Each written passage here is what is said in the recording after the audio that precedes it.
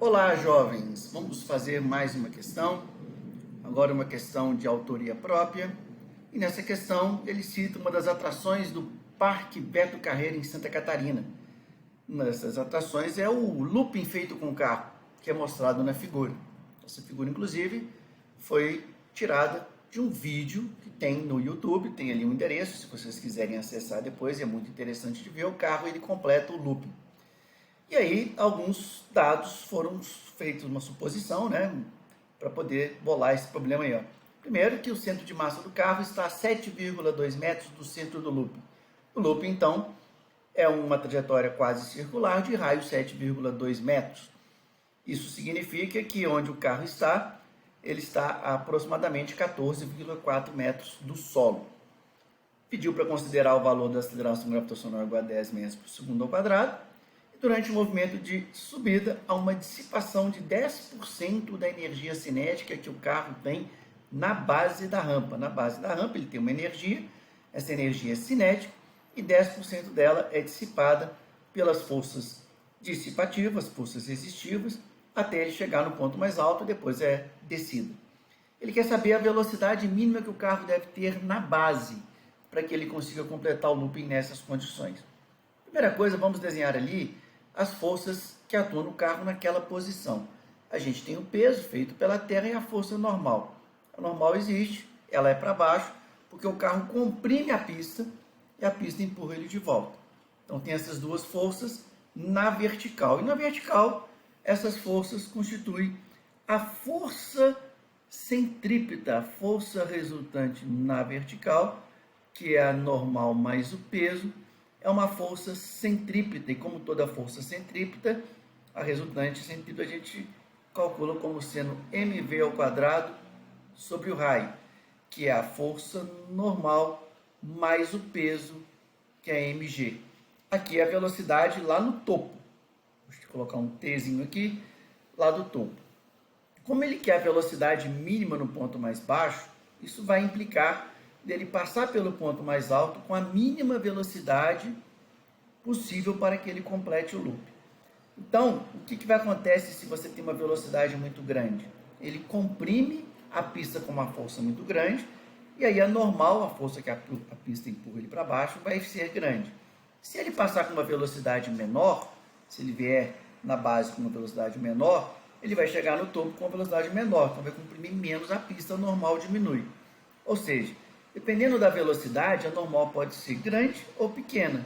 Qual é o valor mínimo? Qual é a velocidade no topo mínima que esse carro pode ter para fazer o looping?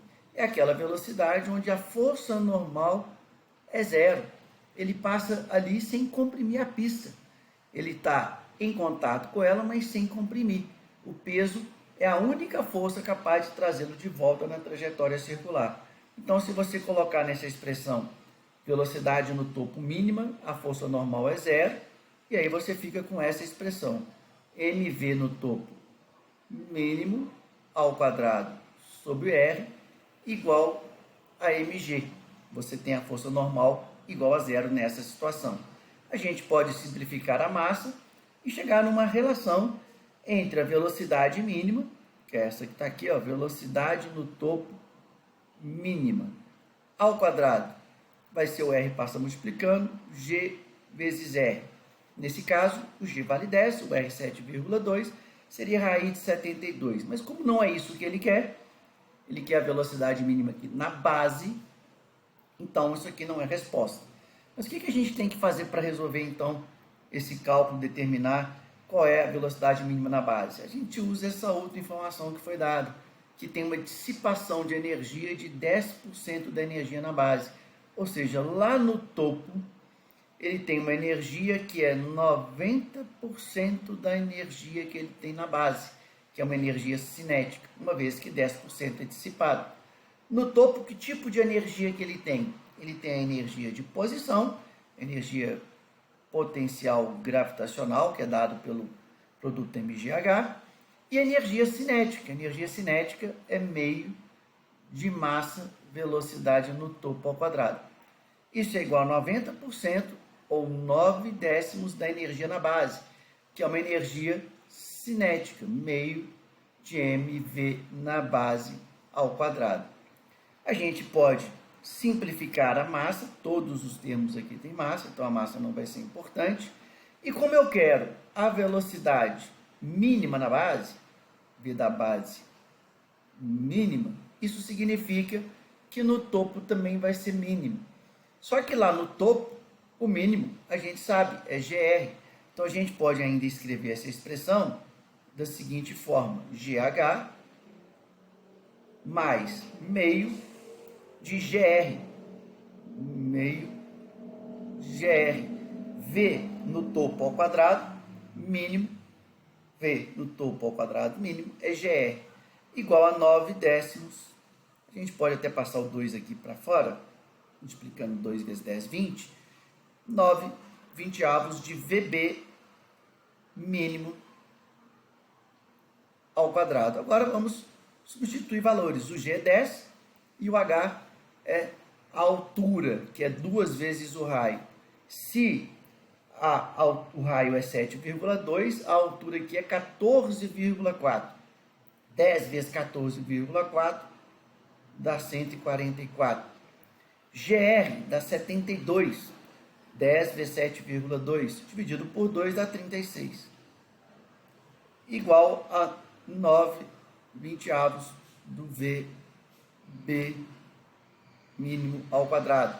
144 mais 36 vai dar 180.